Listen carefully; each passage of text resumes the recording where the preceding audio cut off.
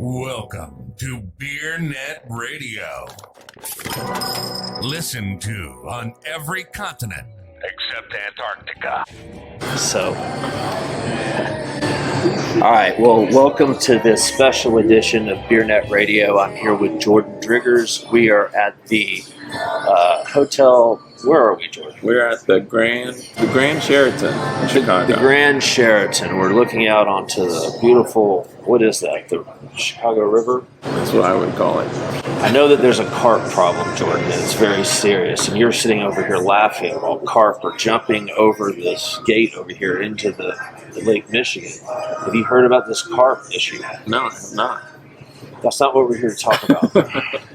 I wish I could talk to you about it because it is more serious. But we just got done with the Mark Anthony Brands distributor meeting. Jordan and I put on our sunglasses, our White Claw. I was wearing a Cayman Jack hat. Jordan was wearing a sleeveless Cayman Jack muscle shirt. It's kind of like a straw Cayman Jack hat. Right. Yeah.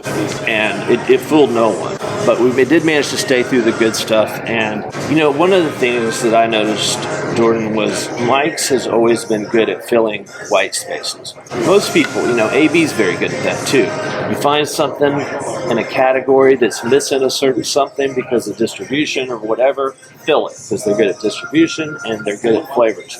Now, here's where Mike's is different. Are you listening, Jordan? I'm listening. Mike's is a little different because they also look at the distributor's portfolio, their distributor's portfolio, really in each market, and they say, oh, we can fill this that our distributor network doesn't have. For instance, I would say it was most pronounced during when they talked about the new White Claw spirit-based vodka soda, and how it's just going after high noon. And they did that deliberately because they knew that nobody in the audience carried high noon. Yeah. So it was an easy sell. And, you know, and that they kind of filled that. What do you think about all that? No, I mean, they had a brilliant way of announcing it. Anthony kind of took control on that. And before he even launched it, he, asked, how many of y'all carry high noon out there? And he knew the answer, but kind of faked like he was peering out into the crowd and in a white lab coat. Yeah, I don't see many hands raised. Right. And high noon is still super small compared to White Claw or even Truly, but it did seem like that's where the focus was because high noon is kind of taking the spotlight in seltzer this year. Right. It's this business that they're leaving on the table by not having a vodka version. And of course they stressed, if they stressed it one time, they stressed it 100 times, and that was display it, put it on the shelf right next to High Noons everywhere. High Noon, do not put it next to regular White Claw because the cannibalization would be awful. And what did he say White Claw vodka seltzer? What did he say? It should be a shadow? Yeah, that's what I was going for. It should be a shadow next to High Noon. Yeah. Yeah, they said it should be, their testing said it would be 70% incremental. But there's a caveat to that because you have to place it. And they essentially said, this isn't going to work unless you place it next to High Noon. Right. So it will just be trading, churning between White Claw brands. So right. So, Gallo, consider yourself warned. But, this will be interesting because it's not only a battle between two seltzer brands. It's a battle between beer distributors versus wine and spirits distributors and who can out-execute. And I think that will be interesting. These spirit-based products are getting a late start compared to High Noon, but it'll be interesting to see if they are able to make hay in admittedly a still tiny category, as you pointed out. So we've got the vodka soda, and then they're looking at twisted tea, and they're seeing that huge opportunity, like everybody else, including Pepsi and others. But their twist on it is they're coming out with two hoots, a standalone brand, not connected with Mike's in any way on the label, which is I thought interesting. They said their research showed it should be a separate product. I thought it was also interesting that they're testing it. It seems like in distributors, there are few distributors who actually don't don't carry Twisted Tea, and that's deliberate. Yeah. Did you catch that? Yeah, I did. And I think the other big difference from Twisted is this one is supposed to be 100 calories, I believe. Right. So say a full flavor F&B, but still kind of toes the better for you line. Right, and that they stress that, especially Anthony, about how difficult that is to pull off technically, how hard seltzers are to make unless you cover it with flavors, and the best part of the meeting to me was just seeing Anthony Von Mandel on stage in a white lab coat, just desecrating his competitors' liquids. Because interesting at this convention, they do throughout the whole day. There were tastings. They have these little plastic cups, and they would hire people to go around and give them to you, and he would conduct these tastings against competitors.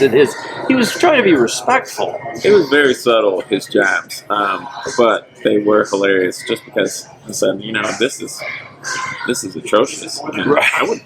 I would come out with this. Would you come out with this? Yeah, right.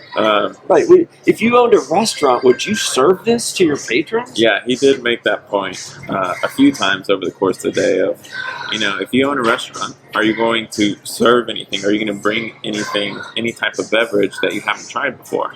And I think it is a smart move on their part. I would say probably a quarter of the show is dedicated to sampling and having the distributors actually sit there, try it compared to other brands, and I think it works. They've been doing this for a while now, and I think distributors appreciate it and can actually tell a difference. Mike's and Anthony, they pride themselves on their flavor innovation, and they do a pretty good job with it.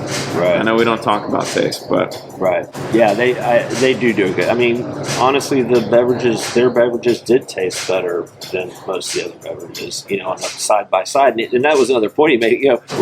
He goes. Everybody talks about how good High Noon is. He goes, have you tried it? I wasn't that impressed. I wasn't that impressed. Yeah.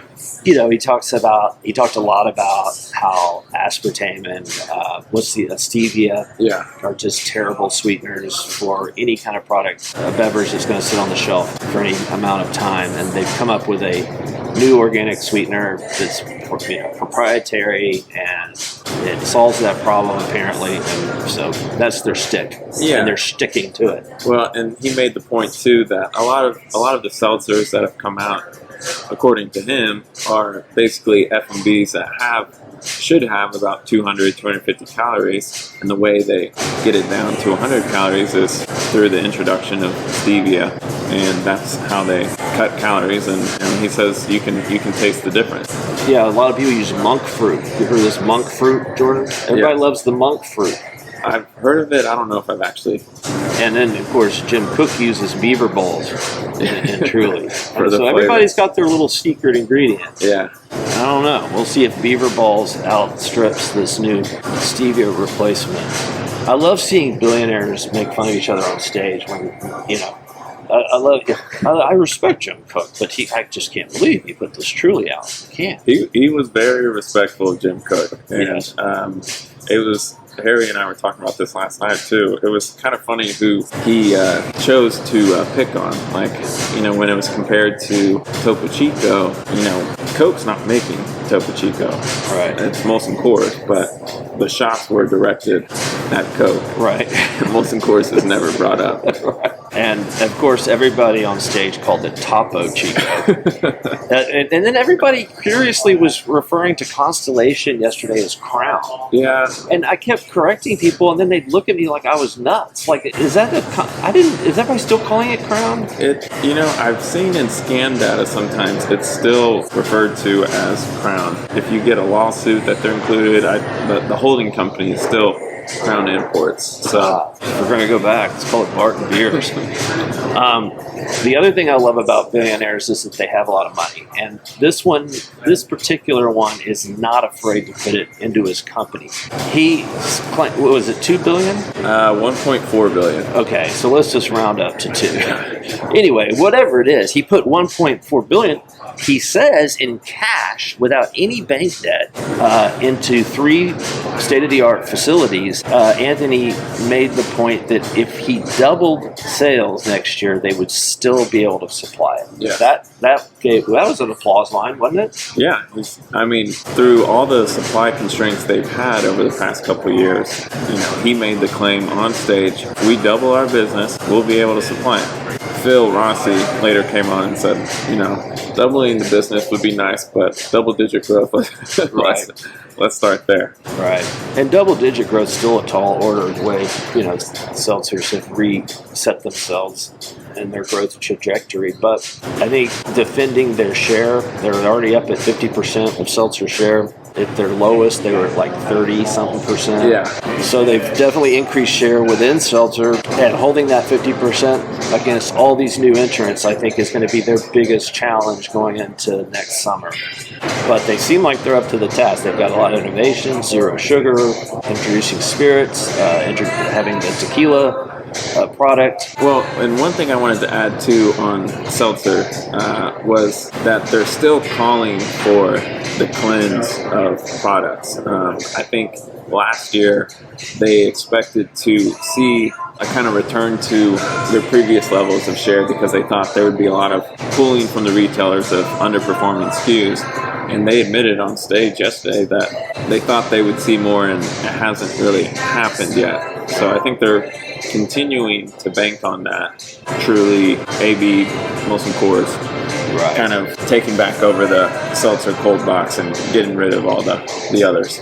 Right, like the beer branded ones. And yeah. I thought it was interesting that they more than once also compared the category to the energy drink category, and how Monster and Red Bull had this tremendous growth, and they had a lull for like 2 years, and then it grew again to where it is today, which is like 4 times what it was. So characterizing this lull in seltzer demand as a temporary. The imports went through the same thing, by the way, in the late 80s, early 90s. So we'll see if that happens. All right, one thing that also strikes me about, we always kind of forget about Anthony, but, I like the way he is still very strategic in his thinking, and he obviously still cares very much about the business, right? I mean, did you get that? I mean, the fact that he's up there on stage. Oh, yeah, no, for sure. And he really does have a passion for, innovation and creating. I don't know if it's him with the beakers and the Bunsen burners in the lab,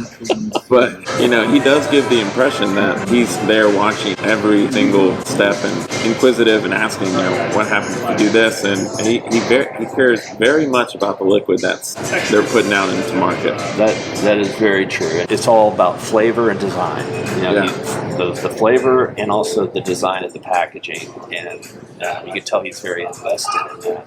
And they do I think they do a pretty good job on packaging design and cues and getting that part right, which is hard. And they kind of set the standard for the plain white seltzer can, and now they're adapting and bringing colors in like others have. All right, well, that's all I had. We got MBWA, National Beer Wholesalers Association meeting coming up, starting the day after tomorrow.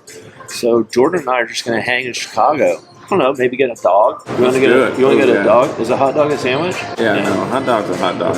Okay. Well, I'm glad we got that out of the way. All right, guys. Well, we're going to shoot another one of these, don't forget, over at the Palm in a couple of days. Yeah, be there. All right. Take care.